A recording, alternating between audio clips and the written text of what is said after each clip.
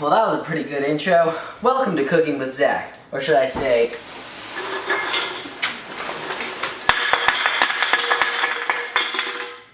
welcome to Cooking with Zach.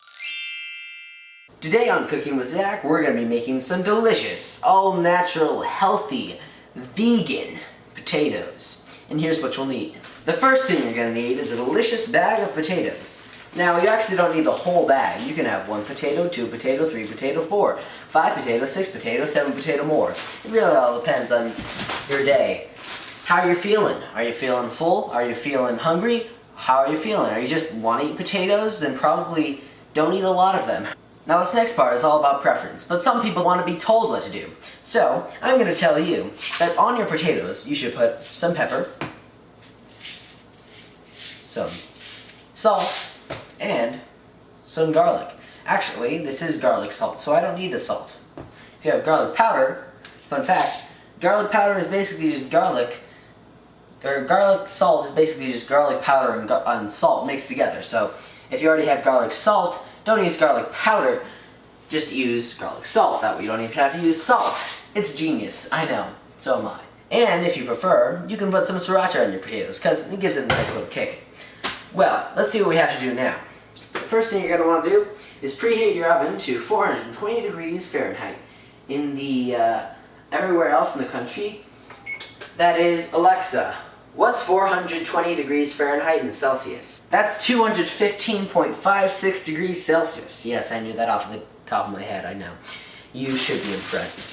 Well, the first thing you're going to want to do after you do that, actually the second thing you're going to want to do, if you count all the things you've taken out, that's probably the 1, 2, 3, 4, 5th, 6th thing you've done. I'm going to take out approximately 3 potatoes for a good hearty meal. You can, of course, have these potatoes with anything you wish. You can have it with some soup. You can have it with some vegan imitation meat. You can have it with some fruit or various other vegetables. You can have it in a vegan stew. Or you could just have it in a non-vegan stew. But I mean, these are vegan potatoes. I mean, most potatoes are vegan. In fact, all potatoes are vegan. I didn't really think that one through. There's really no point in titling this video Vegan Potatoes. You know, it's just because, like, I'm used to being vegan, so I call everything vegan. But I mean, in reality, why wouldn't these baked potatoes be vegan? Should I really call it vegan potatoes? Does that really make sense? I'm kind of having an existential crisis here. Well, anyways, the next thing you're going to want to do is take out a knife. Now, I have a beautiful selection of knives here, and you're just going to take out the one that smells the best. That one's okay, but I think we can do better. Getting better. Let's try one more. Ah, this one's the one. A small little knife. Good thing it smells the best. That way it's safer for some reason, because yes, there's less sharpness to cut you. You're gonna want to take your cutting board out, and for the purposes of this video, I will take out one of our own cool cutting boards. We do have some cutting boards that are built into our kitchen, but for the sake of this video, I'll be demonstrating for you on this counter. You're just gonna want to take these potatoes, take the knife, and chop them. Chop the potatoes in half once. Give it a 90-degree twist. Chop it once more. Give it a 90-degree twist, or give it a clockwise twist, so upwards. Observe, like this, so you have your potatoes and you just twist them up, and then give them one more chop right down the center. Perfect. You have 8 little perfectly sized pieces of potatoes. We're just going to do this 3 more times. Now, I will be talking, but this will most likely be edited out. So, through the magic of YouTube, all these potatoes will magically be chopped! Isn't that so cool? Alright. Oh god. Okay, the next thing you're going to want to do is fail at first to take out a pan, but the second time you should be okay. So, once you have this pan right here, you're going to want to transfer elegantly your potatoes from one surface to the other. This should be a simple process. Now, when you're doing this, make sure to lay the potatoes out. That would make sense. That's pretty much the only way you could do it. But what I mean by that is that you have to make sure the skin is facing downward. So the skin is touching the bottom of the pan. Otherwise, it'll just come out terribly. Actually, I've never tried it any other way, and I just assume that this is the best way. I will never ever try it in any other way, shape, or form, because that would be silly. Alright. Let's just do this. We can, speed this up a little bit. Times 2 speed.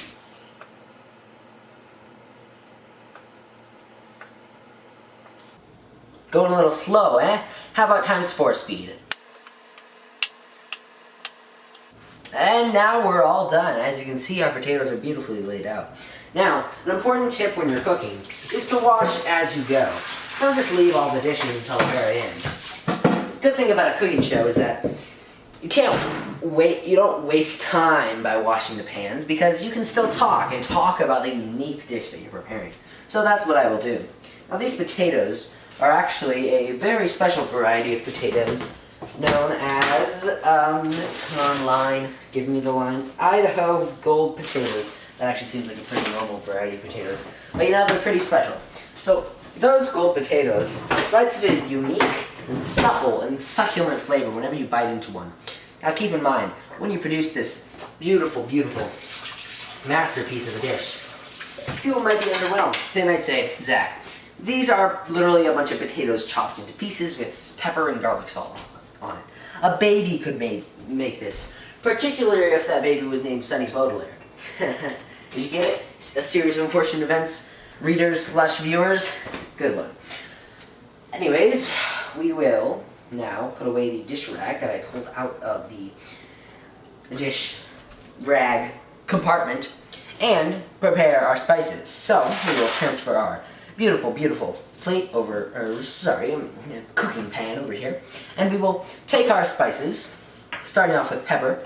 Actually, I don't think that any of these other things are spices, but whatever. Starting off with pepper. Now you're going to want to do this to taste, but if you don't have a taste or a developed one, you'll just have to follow along with me. I used to not like pepper, but I think I've developed a taste for it over time. So now I like to put a generous amount, and you can judge how generous that is by the amount of time I'm spending in each little sector of the pan. What I mean by that is, not that I'm spending a bunch of time on each potato, but like in the quadrant of 4 potatoes, for example.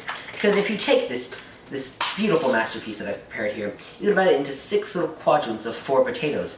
That totals approximately, actually exactly, that would be 6 times 4 is 24. That's how you remember it. It rhymes. Now, moving on. We'll put our garlic salt on. Now, this garlic salt is actually ancient from Colombia. Oh, actually, I just realized we don't have to do that. We can just kind of shake it on. Now, shake on an amount of garlic salt that you see suitable.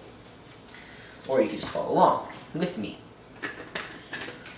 You may have noticed by this time that I have finished preparing the potatoes, and therefore there is nothing left for me to do personally until the oven beeps. So what I will do now is do a little jump cut. That is what we in the professional industry call a place where the video completely stops. There's a complete stop in the video. There's no attempt to hide it, and it just jumps over to a new scene. Actually, look at that perfect timing.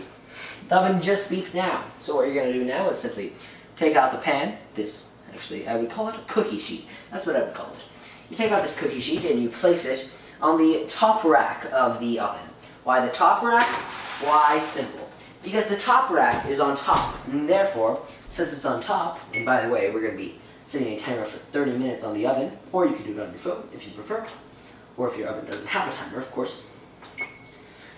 Anyways, the top rack makes it easier to get out the potatoes, because, you see, when you take the potatoes out of the oven, if you're going in the bottom rack, there's a chance that your hand might touch when you're pulling it out. There's a chance if the cookie sheet by perchance went too deep, you might have to dig your hand in there a little deeper to get it out, and in that process, your hand might get burnt. Now you might be saying, well, I mean, Zach, obviously you should have one of these handy dandy things, or at least an oven mitt, actually, preferably an oven mitt.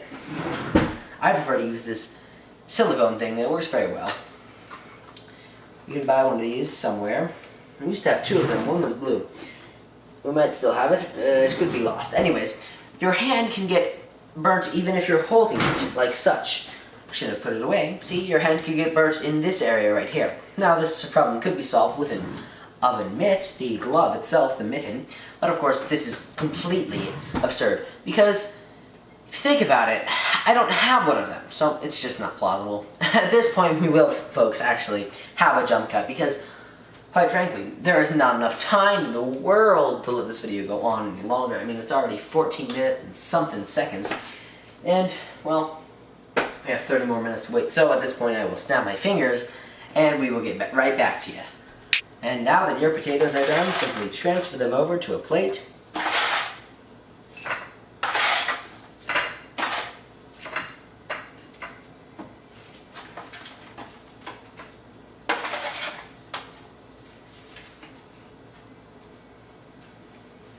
Add any toppings. Personally, I prefer sriracha. And enjoy! Well, this has been Zach Riley's Cooking Show, and another installment of Zach's Untitled Show. Perhaps Zach's Untitled Show will be a cooking show, I don't know. I'm exploring the fields of what I can do as a YouTube extraordinaire. Well, that's all. Make sure to like, comment, subscribe. There's some videos that you can watch somewhere that'll probably pop up after I finish talking. And goodbye!